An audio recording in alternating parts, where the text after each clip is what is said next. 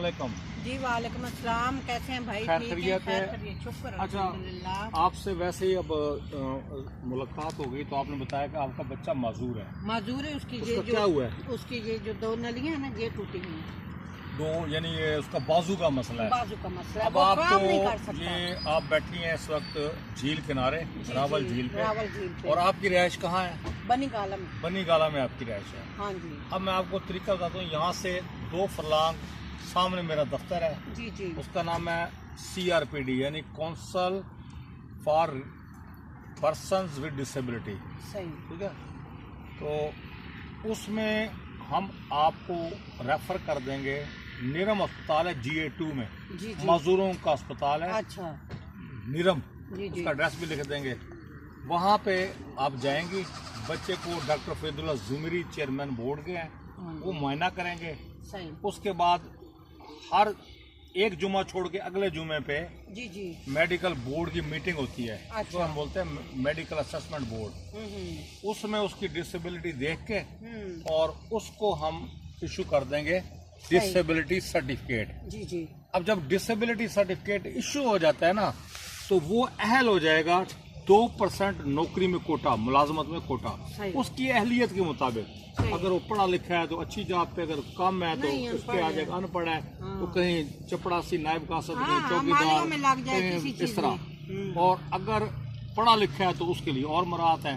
फिर अगर ये ड्राइविंग जानता है और थोड़ा सा उसमें उसका इनकम टैक्स पेयर है, 26,000 से लेके और उसकी आमदन हो 2 लाख तक महाना, तो बाहर से गाड़ी दरामद कर सकता है। इंपोर्ट करता है टैक्स और ड्यूटी फ्री। ठीक है, ठीक है। इसके अलावा अस्पतालों में इलाज मुआवजा फ्री, सही। दाखिला फ्री, टेस्ट फ्री, सही।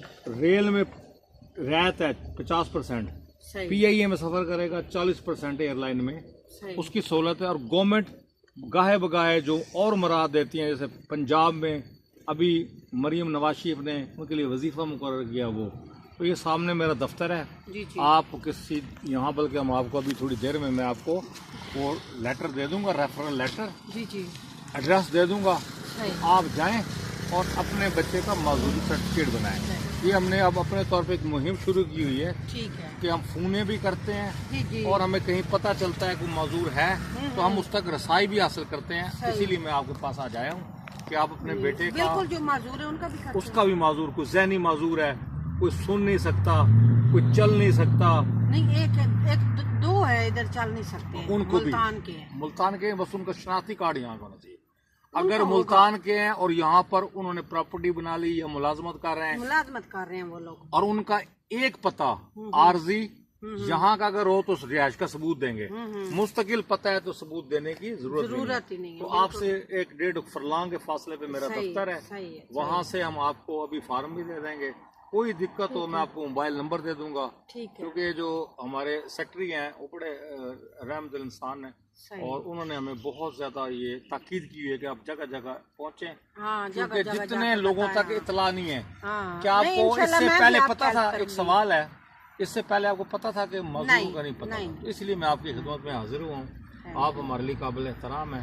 आप आगे भी लोगों को बताएं। बनी गाला तो हमारा पड़ोस है, तो अगर चिराग के लिए अंधेरा, अगर बनी गाला ही पता नहीं है तो हम आगे कहाँ जाएंगे। इसलिए मैं कोशिश कर रहा हूँ कि देहातों में पहुँच के इस बात को यकीनी बनाऊँ।